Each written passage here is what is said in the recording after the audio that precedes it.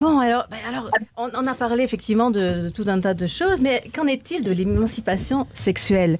Notre société supporte-t-elle que les femmes aient une sexualité libérée? Une femme qui a par exemple plusieurs hommes dans sa vie, est-elle bien considérée, bien jugée par ses pères ou ses mères? Je veux bien que tu me regardes intensément, là, Oui. Véronica. Parce que justement, je pense à toi, puisque toi, Agathe, tu es comédienne, tu es voix off, chanteuse de jazz. Tout à l'heure, tu étais en train d'enregistrer pour C8, pour les lectures de C8, qui s'appelle comment? L'émission s'appelle Voyage au bout de la nuit, pour les gens qui ne dorment pas ou se lèvent très tôt. Voilà. Alors, tu n'es pas déshabillée là-dessus? Non. Moi, je connaissais, c'était des playmates. Non, voilà. moi, j'aurais pas été choisie, je crois. Arrête. Bon, alors, il se trouve qu'en fait, tu animes aussi tous les dimanches à 23h une émission sur Canal B. Voilà. Qui s'appelle Bonjouir. Ben oui, voilà. Une émission de radio sur une autre radio associative, mais bretonne ce coup-ci. Donc, c'est effectivement Canal B. Et puis, tous les dimanches à 23h pendant 1 heure, je parle, ou j'invite des gens à parler des questions liées à la sexualité, au plaisir. L'idée, c'est un peu que ce soit potache, mais sérieux. Ça peut, vraiment, on peut faire ça. Et voilà, mais en tout cas, c'était mon envie d'aborder un peu ces questions de sexualité. Alors, je ne suis pas sexologue, je ne suis pas journaliste, voilà, je suis comédienne, mais je suis femme et...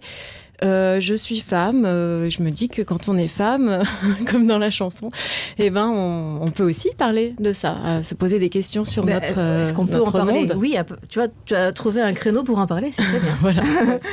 Nous t'écoutons. Bon, alors, j'ai préparé, parce que, ça tombe bien qu'on soit en retard, j'avoue, parce que, le sujet est quand même un peu chaud. Oui, c'est vrai. Même ça si tombe très Sophie bien. avait bien ouvert la voie, je dois avouer. Alors moi, je vais vous raconter là une petite histoire. C'est généralement le moment avant d'aller se coucher. Des fois, on lit un livre. Bon, ça va pas être une histoire qu'on raconte aux enfants avant de les mettre au lit.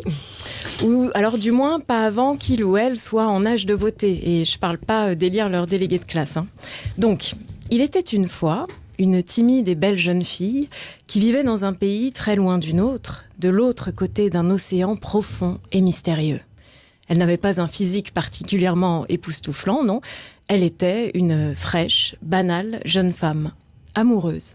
Ah bah oui, parce que dans cette histoire, vous allez voir, on commence par le happy end. Elle avait rencontré un homme, s'était mariée avec lui et puis vivait le parfait amour. Je vois à vos yeux que vous espérez une suite un peu plus palpitante, je sens bien. Car une femme mariée à un homme et qui se satisfait de cette situation, c'est pas trop dans l'air du temps, c'est pas 21e siècle, ni très pertinent. D'ailleurs, peut-être en cette journée du 8 mars, on peut se poser la question. Ou pourquoi pas, on verra. Enfin, je continue. Pendant un temps, cet homme satisfaisait de tous ses besoins et même davantage. Ses affaires marchaient bien, l'argent rentrait, bref, c'était le bonheur. Mais il fallait s'y attendre, cela ne durera pas. Alors cet homme, sans doute attablé devant une énième assiette de coquillettes jambon, leva la tête vers sa femme, but une lampée de bière tiède sans la quitter des yeux et eut la révélation. Puisqu'il ne voyait vraiment pas quel commerce remettre sur pied, il allait tirer profit de ce qu'il avait de plus juteux, sa femme. Elle est vieille comme le monde, cette histoire, je vous l'accorde, mais indémodable encore en 2022. Tristement, oui. Oui, donc le mari présente sa femme à des amis, il l'introduit dans des milieux et la place en bonne position, vous voyez où je veux en venir, pour rencontrer les bonnes personnes. Car lui, il sait, il sait quel est le grand talent de sa femme. Il le connaît sur le bout des doigts. Et il connaît aussi sur le bout des doigts la profondeur de son âme, bien sûr. Alors, il lui fait ainsi rencontrer un homme avec un nom aux consonances italiennes. Et cet homme, après avoir découvert le talent de cette femme, en fera la jeune femme la plus connue dans le monde entier. Voilà, c'est simple, finalement, Linda Lovelace était née. Alors, est-ce que ça vous dit quelque chose, Linda Lovelace? Non. Bon, alors, c'était la première star du porno. Avec un film quand même qui fête d'ailleurs ses 50 ans, Gorge profonde. Et oui, voilà, c'était donc le talent de cette jeune femme. Elle en partagera d'ailleurs la technique avec plein de gens ensuite. Et ce film a eu vraiment un succès planétaire. Ça a été la révolution de la place du porno dans la société à l'époque. C'est-à-dire qu'on pouvait dire à la voisine, par exemple Madame Michu, de garder le môme, car on allait voir Deep Throat au cinéma et sans gêne aucune. C'était vraiment incroyable. Et puis, c'était aussi le moment où le clitoris est devenu une star, puisque dans l'histoire, son clitoris est dans le fond de sa gorge, évidemment.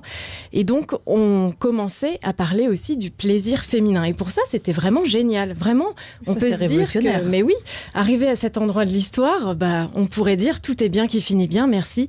Sauf que pas du tout. La décennie suivante, dans les années 80, cette même Linda revient sur le devant de la scène pour présenter le livre qu'elle vient d'écrire. Et dans ce livre, elle raconte les violences qu'elle subissait de son mari pour la forcer à tourner. Et tout d'un coup, celle qui faisait vraiment fantasmer le monde entier devenait une victime.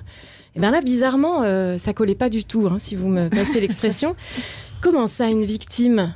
T'avais l'air pourtant de prendre ton pied, Fallait pas choisir ce job, tu l'as bien cherché. Et puis, si c'était si terrible, pourquoi que t'en as parlé à personne ? Linda ne fut jamais réellement écoutée et elle mourut à 53 ans, fin de l'histoire. Alors, fin de l'histoire, je suis pas si sûre, car en 2022, donc 50 ans après la sortie de ce film, l'intégrité des femmes sexuelles, c'est-à-dire celles qui expriment leurs désirs, est encore remise en question. Aujourd'hui, oui, on peut entendre, elle l'avait bien cherché, s'il arrive quelque chose de grave. Et puis alors, si c'est une travailleuse du sexe, on n'en parle pas. Bien sûr. Alors, où en est l'égalité homme-femme en matière de sexualité ?